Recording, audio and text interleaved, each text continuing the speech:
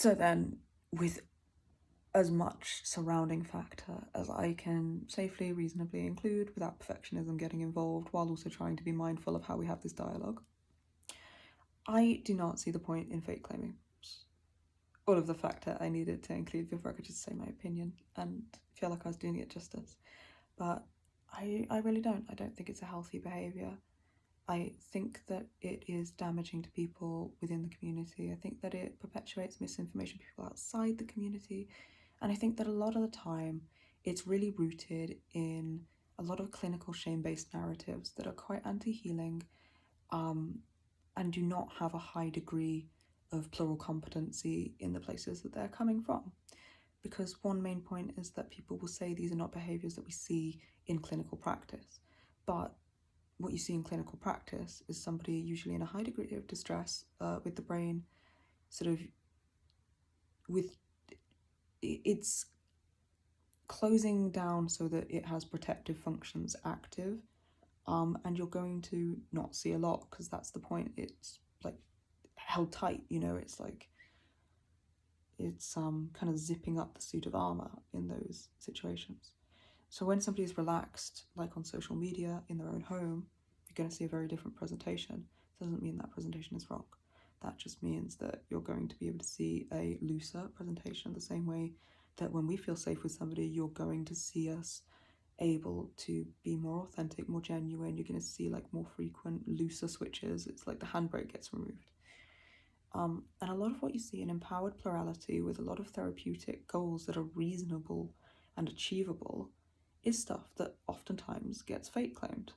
And that's a really big problem because it perpetuates a lot of misinformation in society. It's really demoralizing for people that are like new to being a system. If they see all of this discourse happening and they see that like people going, oh, you can't have a conversation with each other out loud or have more than one person fronting it at once, or you can't know each other exists. All of these myths that like are very common, very achievable, very reasonable therapeutic goals to have as a system, and people are saying, you can't have this or you're faking. It's going to make people feel very scared to allow their own experience as they heal. And it's going to make people very scared to share their experience as they heal, which means it's going to snowball and like less and less people know what is possible. And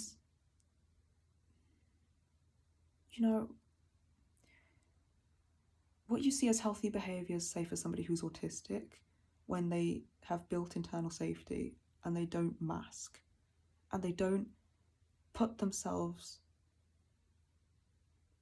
into the sort of expectational box, I guess, of having to behave in a certain way to be neuronormative and to be read as non-autistic in society, because not doing so means you receive a lot of abuse a lot of the time, because this society is not very accepting of diversity in a lot of places. So it's the same thing with the ID. And this is what we see with fake claiming. Like somebody is able to act in a way that is genuine, healthy, authentic, empowered plurality, and people are saying, no, that can't happen, it means you're faking.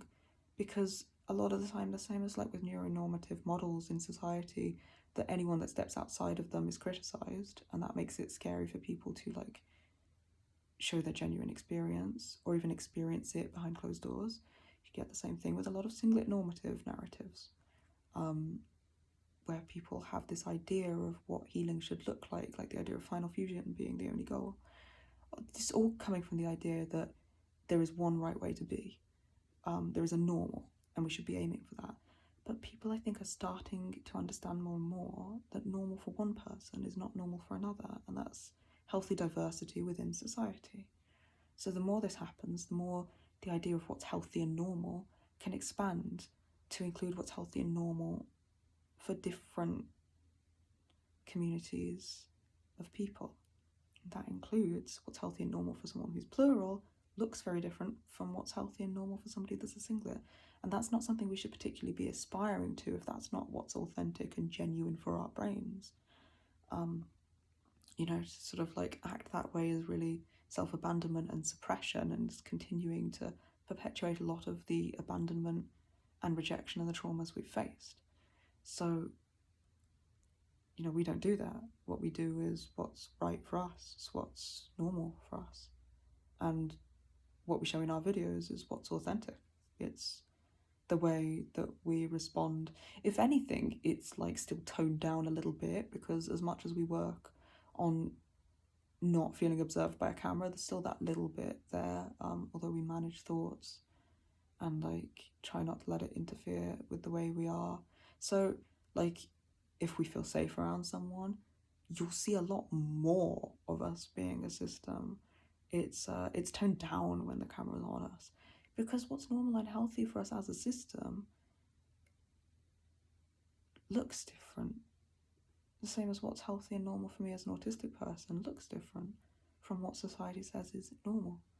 And I really think that these are important conversations to have, because if we don't have them, then people are going to think that there's one mold they have to fit. And you're looking at things like conversion therapy at that point, people having to try and force themselves into a box that they do not fit into because they feel like they'll be rejected from society if they don't fit it. And that's not okay. So that's one reason why I just really don't think fake claiming is healthy for anyone. It's misinformed. It comes from a lot of the times misunderstanding and oppression within society being reperpetuated and regurgitated through people who've experienced it and people who have observed these things happening but maybe have no lived experience. It's not the one. TLDR of it is it's not the one.